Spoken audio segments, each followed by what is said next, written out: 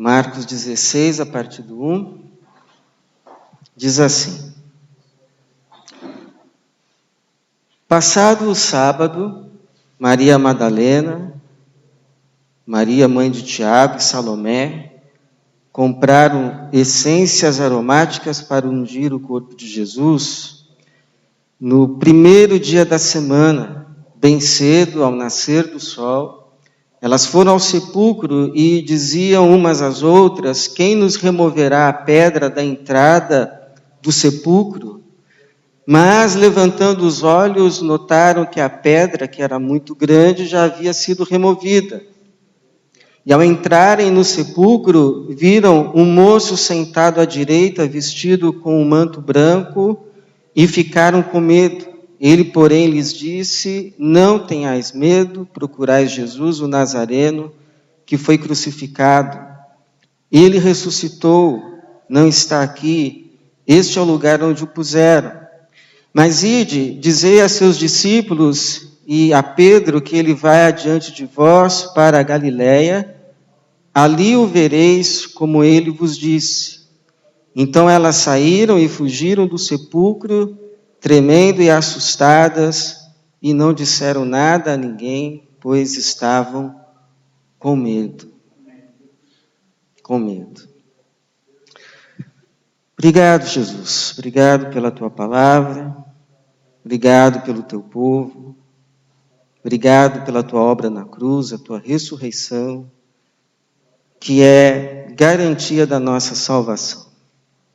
Pedimos agora que a tua presença, e só a tua presença, só a manifestação do teu Espírito, só o ouvir da tua voz, da tua palavra, em cada coração, em cada mente, e que o teu nome seja mais uma vez glorificado, honrado, e a tua igreja seja edificada no Senhor, e para a glória do Senhor, em nome de Jesus. Amém. Amém. Por que Deus não faz alguma coisa? Por que Deus não faz alguma coisa? Esta foi a frase de um dono de restaurante em meio a essa crise de pandemia, quando alguém tentava lhe falar a respeito de Jesus, de Deus, e ele, na sua angústia, foi como que dissesse: então, por que tudo isso não passa? Eu acho que essa tem sido a angústia, o anseio, a pergunta de muita gente. Até quando isso vai? Por que que não passa? Quando passa? E interessante é que a palavra Páscoa tem a ver com passar, mas literalmente, dizendo, com a expressão passar por cima. Passar por cima. Porque, na verdade, a Páscoa tem a sua origem lá no Egito, quando o povo de Deus estava ali escravizado, os descendentes de Abraão, os descendentes das 12 tribos de Israel, aquele povo que viria a ser chamado de Israel, porque veio de Jacó, que se tornou Israel, e por meio de quem Deus decidiu fazer um povo, pelo meio do qual viria lá na frente um Messias.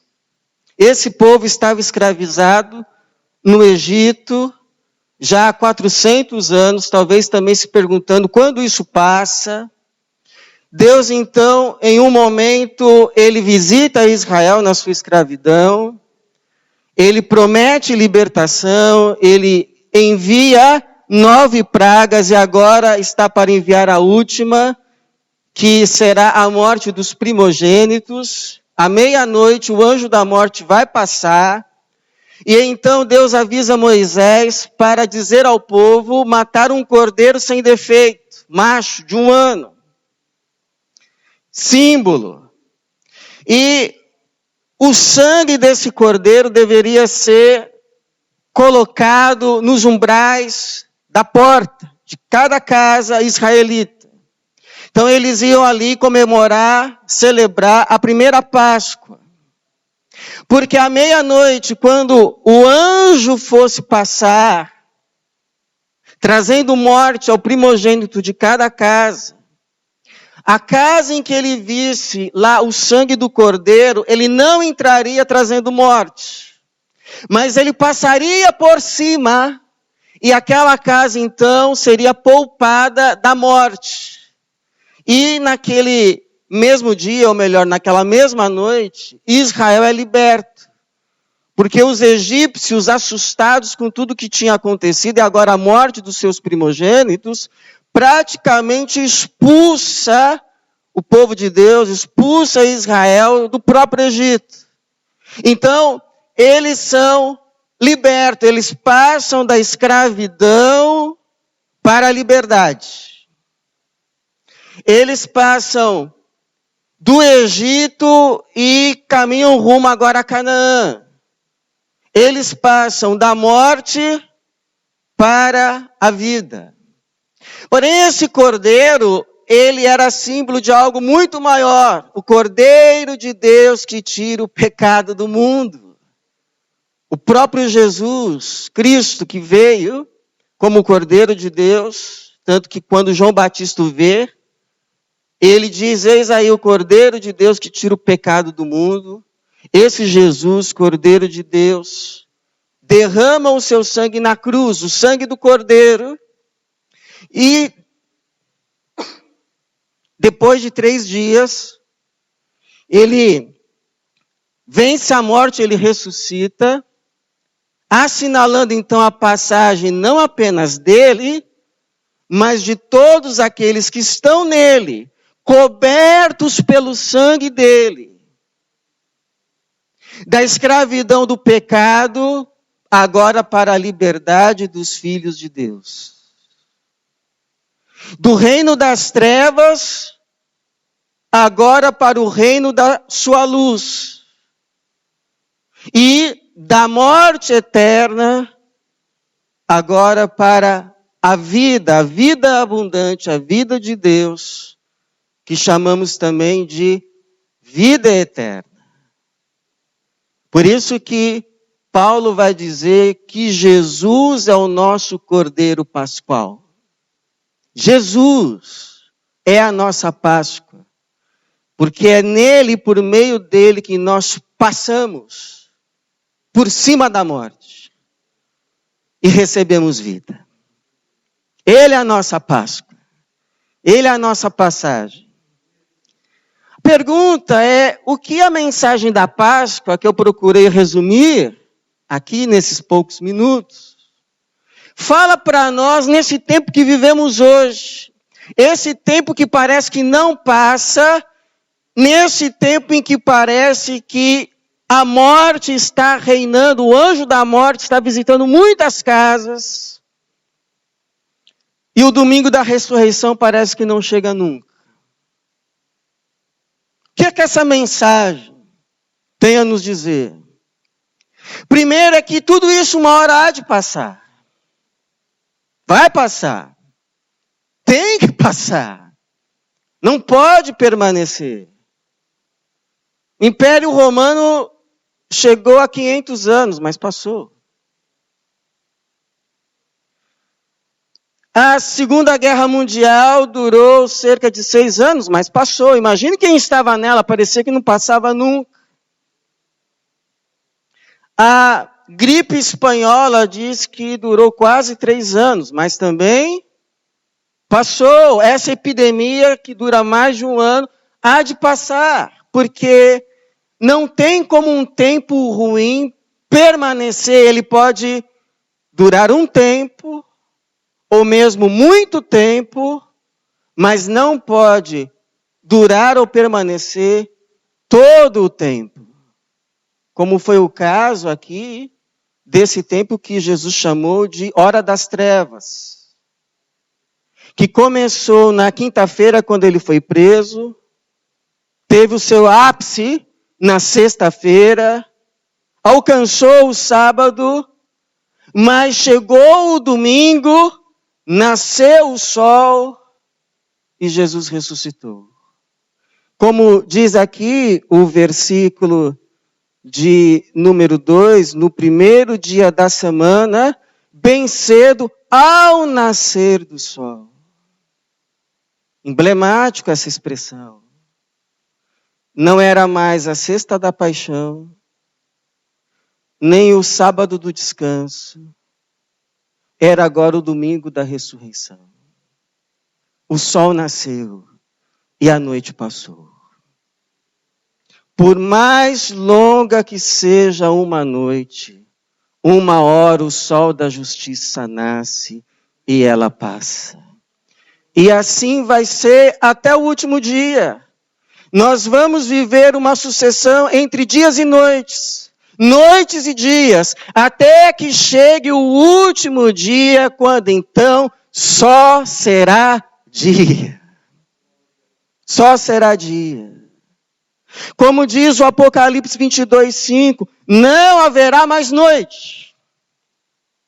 E não precisarão de luz de lâmpada, nem da luz do sol, porque o Senhor Deus os iluminará, e eles reinarão pelos séculos dos séculos. A noite tem os seus dias contados. A nossa história não termina em noite, porque Jesus morreu e ressuscitou. A nossa história termina em dia. Nós somos destinados ao dia. Nós somos destinados à luz de Jesus. Vai passar. Em nome de Jesus. Agora, vai passar não porque simplesmente passa. Vai passar, e essa é a segunda mensagem da história da Páscoa para nós. Vai passar porque chega uma hora que Deus coloca a mão. Chega uma hora que Deus intervém. Chega uma hora que Deus age.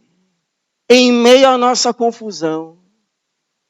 Em meio à nossa agitação.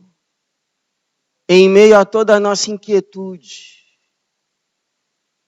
Às vezes eu fico imaginando a gente aqui embaixo nessa confusão. Nessa agitação. Nesse ir para lá e para cá. Cada um lutando para que a sua vontade seja exercida, seja feita. E é manipulação daqui, maquinação de lá. E corre para cá e corre para lá. E Deus só olhando. Essa confusão toda. E Deus ali, ó. Só olhando. De vez em quando dá-se uma olhadinha no relógio. Só esperando o tempo certo de agir. De dizer, agora basta. De dizer, agora chega. De dar a sua palavra de ordem, que até o inferno tem que obedecer. Quando Deus dá a sua palavra de ordem, até o inferno tem que obedecer. Enquanto isso está a agitação, como estava a agitação daqueles que queriam matar Jesus e deixar Jesus morto. Por isso se agitavam. Por isso maquinavam. Por isso manipulavam. Foram prender Jesus na calada da noite. Para não ter tumulto. Julgaram Jesus num tribunal injusto na madrugada. E aí levaram para Pilatos, porque eles não poderiam condenar alguém, estavam debaixo de um império, o Império Romano. Pilatos manda Jesus para Herodes. Herodes lá não tem nada o que fazer com Jesus, devolve Jesus para Pilatos. Aí Pilatos começa um discurso para querer livrar Jesus, porque a sua esposa agitada teve um sonho, não faça nada com esse homem. Mas aí os líderes ali agitaram o povo, todo mundo crucifica. E mesmo depois de Jesus ter sido crucificado, não sossegaram, agitados. Vai que os discípulos roubam esse corpo, vão lá de novo a Pilatos. Olha, coloque ali uma guarda para que ninguém roube esse corpo. E vai lá a guarda, faz guarida em frente ao túmulo de Jesus. Mas aí chega o domingo e eu pergunto, o que adiantou tamanha agitação? Porque no domingo Deus se levantou, no domingo Deus agiu, no domingo Jesus ressuscitou. E de que adiantou toda a inquietação humana? Por isso que me chama a atenção a posição em que as mulheres encontram esse anjo. Porque as mulheres também estavam agitadas. Quem é que vai nos remover a pedra? Os sepulcros eram fechados com pedras enormes, roliças, arredondadas. Estavam agitadas. Quem é que vai nos resolver isso? Nenhum dos homens quiseram vir. Nós queremos ir lá prestar a última homenagem ao nosso mestre, mas tem uma pedra. Quem é que vai nos remover a pedra? Aí quando chegam, que levantam os olhos, a pedra já foi removida. E quando entram no sepulcro, não encontram um anjo descabelado, desesperado, venham rápido, vamos tirar o corpo de Jesus daqui, vamos fazer alguma coisa. Não. Encontram um anjo sentado. Na sua mais perfeita serenidade. Anunciando calmamente a verdade que ninguém mais podia mudar, nem o reino das trevas. Eu sei quem vocês procuram. Jesus o Nazareno, que foi crucificado, é verdade. Mas ele ressuscitou. Aqui é só o lugar onde o puseram. Mas tudo que fizeram para o deixar aqui, não adiantou. Porque Deus se levantou. Deus agiu. E Jesus ressuscitou. Na perfeita paz e contraste, marcando o contraste entre a onipotente quietude de Deus e a impotente inquietude dos homens. Me faz lembrar quando Jesus estava no barco em meio a uma tempestade, dormindo. E os discípulos agitados.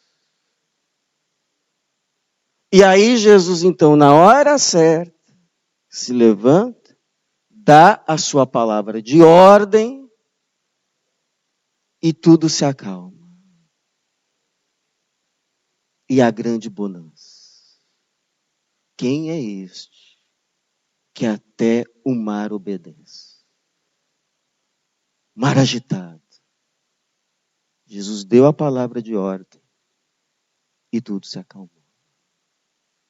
Por mais agitado e confuso que tudo estava. Então eu te digo uma coisa.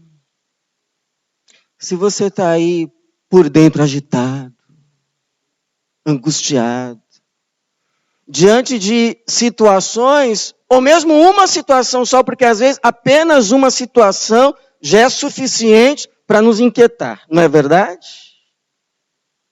Às vezes apenas uma situação,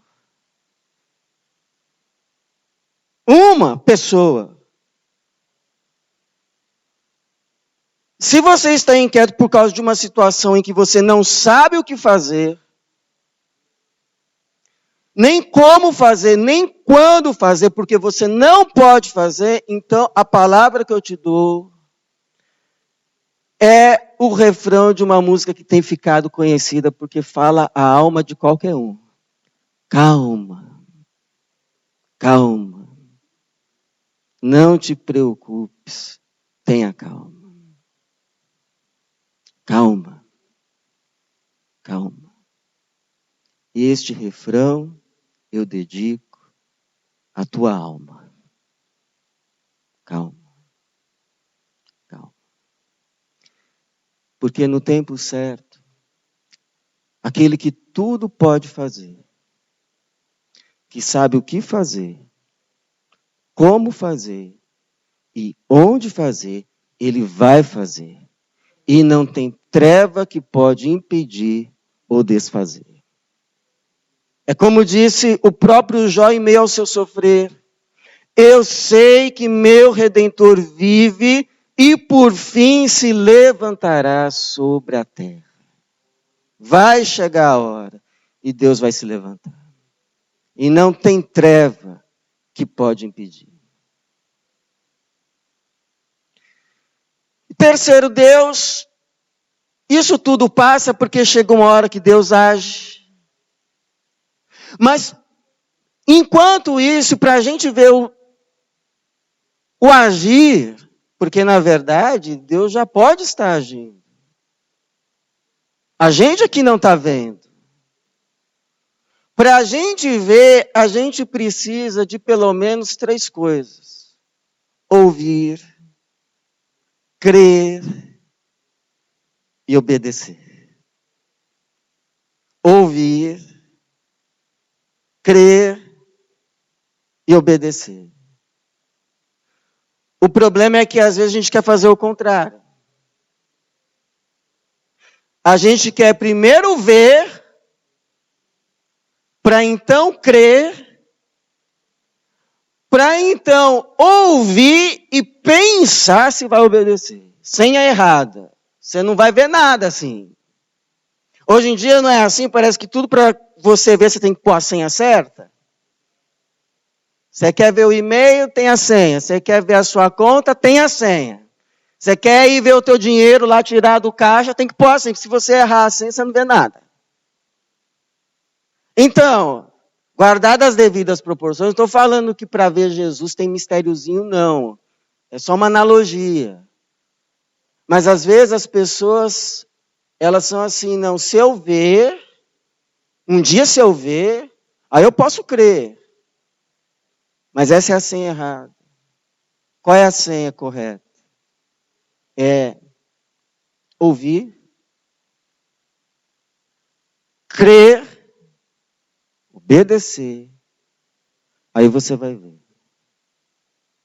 Porque aí você se coloca no caminho de Jesus e daqui a pouco você se encontra com ele.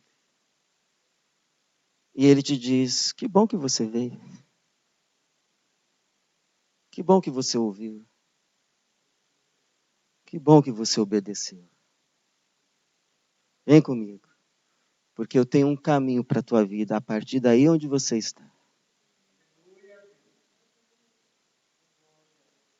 E não é aqui o que o anjo diz. O que vocês estão fazendo aqui nesse sepulcro? Jesus alguma vez disse que era para visitar o sepulcro dele? Ele não disse isso. É por isso que vocês não estão vendo. Vocês têm mania de colocar palavras na boca de Jesus. É o que ele está dizendo, não sou eu não, olha. Versículo de número 7. Mas ide, dizei a seus discípulos e a Pedro que ele vai adiante de vós para a Galiléia. Ali o vereis como ele vos disse. Jesus já tinha dito isso, só nesse evangelho de Marcos, que ele ia morrer, mas depois ele ia ressuscitar 6 vezes. 6 vezes. Mas por alguma razão, essa verdade não entrou no coração daqueles discípulos. Não entrou. Parecia que tinha um bloqueio. Talvez porque eles ansiavam tanto um Messias que ia os libertar de Roma, que não entenderam a mensagem do verdadeiro Messias que ia os libertar de um império ainda maior, o império da morte. E por mais que Jesus dizia, eu vou morrer. Que isso, Senhor? Não fale isso. Eu vou ressuscitar ao terceiro dia. Mas não entrou, não entrou. Às vezes a gente faz um Jesus tão à nossa moda, na nossa cabeça, que o verdadeiro Jesus fala e a gente não ouve. Porque não bate com o Jesus que a gente quer. E aí a gente começa a seguir esse Jesus que a gente cria e não vê nada mesmo. Aí elas vão para o sepulcro e Jesus não está lá. O anjo tem que lembrá-las. Não, sabe o que é? Que a gente esperava um Messias que ia nos libertar dessa opressão romana. Mas alguma vez Jesus falou que ia fazer isso? Aí uma vira para outra, não falou não. Eu achei que tinha falado, todo mundo fala. Não, ele nunca falou isso. Ele falou que ele ia morrer, ressuscitar, ir adiante de vós até a Galileia. E a palavra dele não vai mudar. Segue isso que vocês vão vê-lo. Então, há uma relação intrínseca, irmãos, entre ouvir o que de fato Jesus diz e ver Jesus. Então, eu te pergunto, o que o verdadeiro Jesus está falando com você? Não o que você quer, o que ele está te falando? Qual é o caminho de obediência para a tua vida?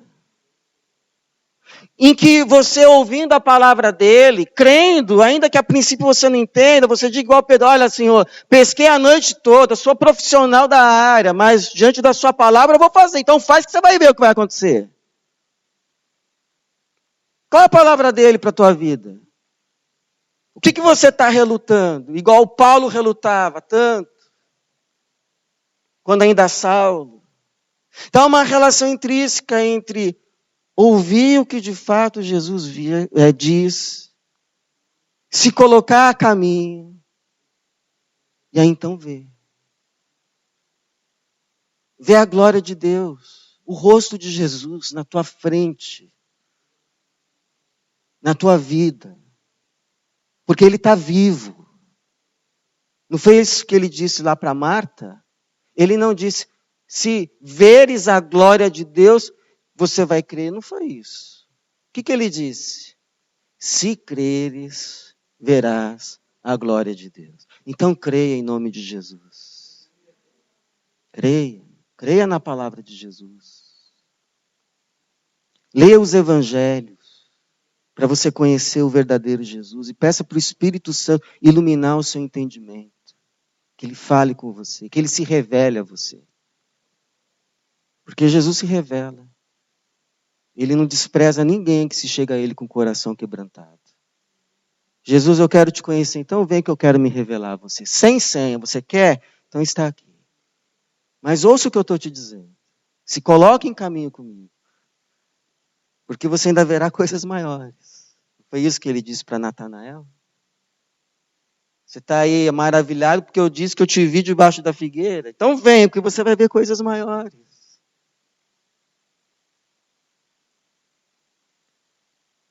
E a quarta mensagem da Páscoa para nós, nesse tempo que não passa, a gente já sabe, vai passar porque Deus vai intervir.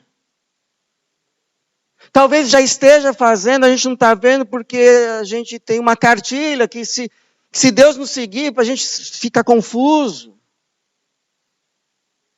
Mas Deus já está agindo, então vamos ouvir, vamos crer, vamos obedecer. Agora, a última verdade, pelo menos nesse texto, é que para a gente ouvir, crer e obedecer, precisando de uma outra coisa. Sabe o que é? Que precisa para ouvir, crer e depois obedecer? Coragem. Coragem. Porque ele fala. questão é se a gente tem coragem para obedecer. Porque falar, ele fala. A gente não sabe por que essas mulheres ficaram assim com tanto medo. Pode ser que ficaram com esse medo todo, porque quando o incomum entra na terra do incomum, a reação natural é o medo. Elas já estavam assimilando, elas já estavam se resignando. O nosso mestre, o nosso Senhor, morreu. A gente tem que aceitar o fato. A gente tem que ser forte. Tanto estavam aceitando o fato que foram comprar as especiarias, os ungüentos, que era costume ungir os falecidos. Morreu. Então, na ordem natural das coisas é assim: a pessoa morre, enterra, a gente nunca mais vê. Aí daqui a pouco chega alguém que era dito estava morto, você vê? Ou alguém diz, não morreu. Inclusive, irmãos, deixa eu te contar aqui, eu tinha um tio avô, que ele morava, na verdade, num sítio, mas tinha uma vila perto do sítio. E aí, não sei por que cargas d'água, um dia surgiu o boato que ele tinha morrido. Mas ele não tinha morrido. Agora, você imagina o susto do pessoal lá na vila quando ele apareceu. Até as pessoas, a mente que morreu, enterrou, a gente não vai mais ver, e aí vê. Então, talvez essa confusão mental é o que estava aqui. Mas ele tinha morrido, agora, não, está vivo. Pode ser. Pode ser, provavelmente ainda mais, o assombro de um encontro com um sobrenatural, um anjo. Eu já disse a você aqui uma vez que eu não tenho certeza se eu quero ver anjo. Porque todo mundo que vê o anjo na Bíblia depois ficou assombrado, caído, sem força. Elas aqui, o texto diz que elas ficaram alarmadas. Elas não saíram do sepulcro, elas fugiram do sepulcro. E pode ser que no meio de tudo isso também tinham pensamentos, mas se a gente sai anunciando aí que Jesus está vivo, vai que isso cai nos ouvidos das autoridades, elas voltam para perseguir Jesus. Ah, não matamos direito, é? A gente não sabe. E o que a gente sabe é que, a princípio, o medo as impediu de fazer aquilo que Jesus tinha dito. Anuncia a ressurreição. Anuncia a ressurreição.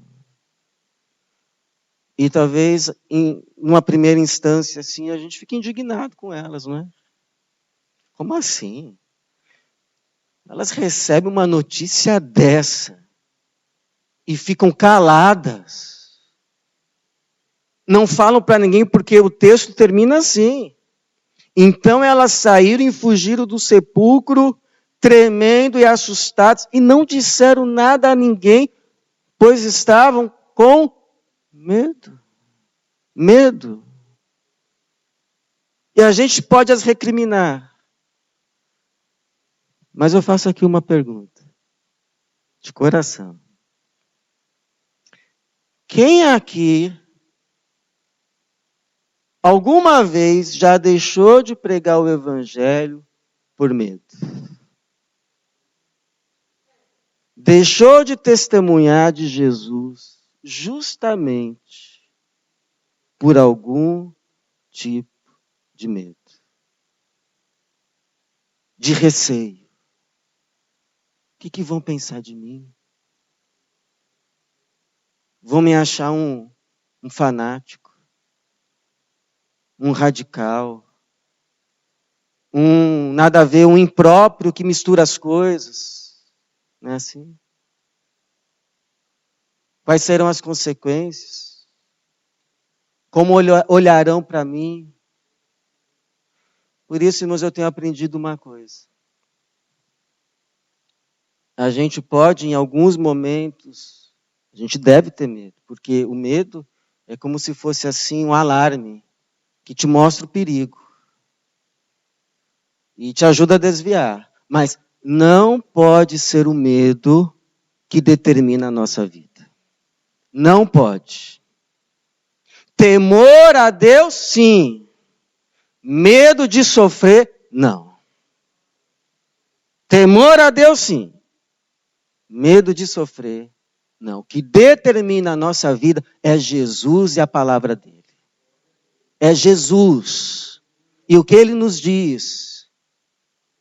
O que ele nos fala. É isso que determina a nossa vida. Igual uma missionária que estava lá em Manaus com o esposo. Na frente dos hospitais, eles montaram assim, creio, uma barraquinha com água, com café, com leite, para ir servir os familiares que ficavam na frente dos hospitais, acompanhando lá os seus acometidos. E eles iam servir essas pessoas. E uma coisa assim tão incomum, que foram entrevistá-la, foram perguntar a ela, mas escuta, você não tem medo? E ela respondeu aquilo que eu quero que seja a minha resposta, e quero que seja a sua também, em nome de Jesus. Ela respondeu, eu tenho medo de não fazer a vontade de Deus. É disso que eu tenho medo. Não por castigo não, mas por deixar de fazer o bem que Ele preparou para eu fazer. E privar a mim mesma e outros do bem que Ele queria fazer. Isso que a gente tem que ter medo. Pior coisa que pode acontecer com a gente não é pegar Covid. A pior coisa que pode acontecer com a gente é a gente não estar no centro da vontade de Deus. É isso que é o pior de tudo. É isso. Por isso que quando ele fala, não é também assim, não, eu vou, porque eu sou crente, e nada vai me acontecer, e Jesus, não estou falando nada disso não, você que está falando, isso aí já é tentar a Deus, é outra coisa. O que eu estou falando é aquela voz, que Ele fala ao teu coração, e você sabe que é Ele falando, porque você é ovelha dele, e você conhece a voz dele, você sabe quando é Ele que está falando. Jesus falou comigo, e eu falei, puxa Jesus, mas essa missão vai ser difícil, hein? E aí Jesus vira para você e sabe o que ele diz?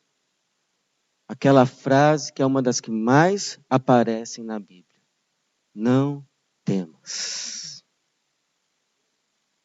Sou eu que estou mandando. Não temas. Isso faz toda a diferença. Aí não é tentar a Deus. Aí é obedecer.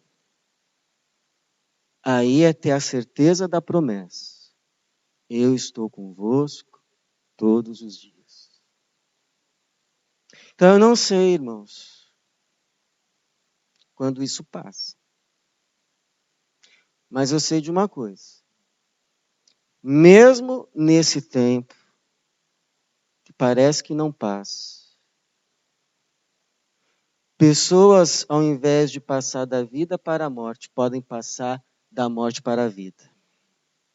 Podem experimentar uma verdadeira Páscoa. Porque Jesus ressuscitou, Jesus está vivo e enviou o seu Espírito para viver em nós e por meio de nós. Mesmo nesse tempo. Mesmo nesse tempo. Essa mensagem da ressurreição que essas mulheres receberam, essa missão é nossa também. A minha oração é que esse Jesus vivo, que ressuscitou, ele viva mesmo em nós, por meio de nós. Fale por meio de nós. Faça por meio de nós, nesse tempo. E que nesse tempo muitos experimentem uma Páscoa passando da morte para a vida. E possa então dizer aquilo que muitos cristãos suíços falam nessa época de Páscoa. Eles dizem, o Senhor ressuscitou. Verdadeiramente, Ele ressuscitou. Que assim seja e que o Jesus ressurreto e vivo para sempre nos abençoe. Amém. Amém. E amém, Jesus.